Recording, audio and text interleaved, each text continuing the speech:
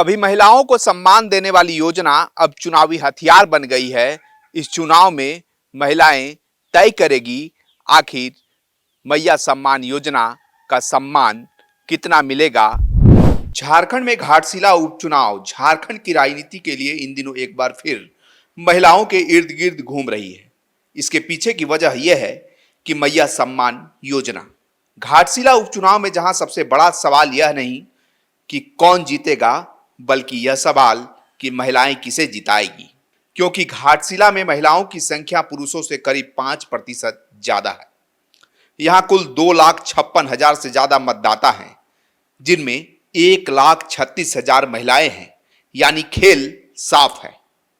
इस बार का चुनाव महिलाओं के मूड पर टिका हुआ है और उसी महिला की ताकत को लुभाने के लिए झारखंड की राजनीति में चल रहा है एक सॉफ्ट वार। नाम है मैया सम्मान योजना।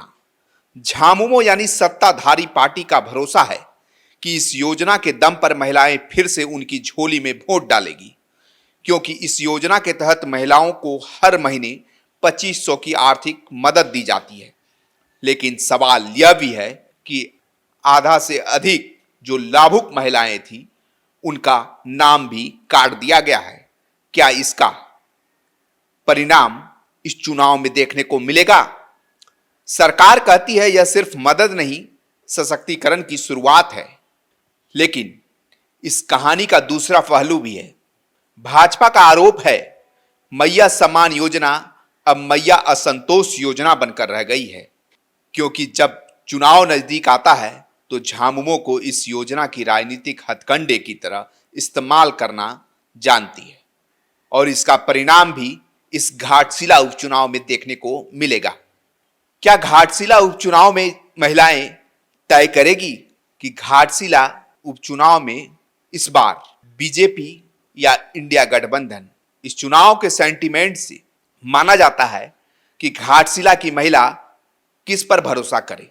एक तरफ जेएमएम का स्थानीय योजना जो आर्थिक मदद देती है पर अब कम होती लिस्ट से विवादों में है, और दूसरी तरफ बीजेपी की राष्ट्रीय योजनाएं जो बड़े वादों से भरी है पर यहां की स्थानीय जरूरतों से कितनी जुड़ी है, ये महिलाएं ही तय करेगी। घाटशिला की गलियों में आज राजनीतिक की बात रसोई की बात बन चुकी है।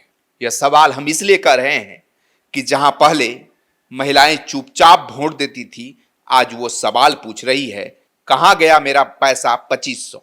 क्यों कम हुई लाभार्थी की संख्या?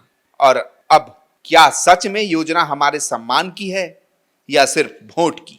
11 नवंबर को घाटशिला में वोटिंग होगी और 14 नवंबर को नतीजा आएगा और तभी यह साफ होगा कि मैया सम्मान योजना ने झामुमो को सम्मान दिया या सियासी झटका। कभी महिलाओं को सम्मान देने वाली योजना अब चुनावी हथियार बन गया है।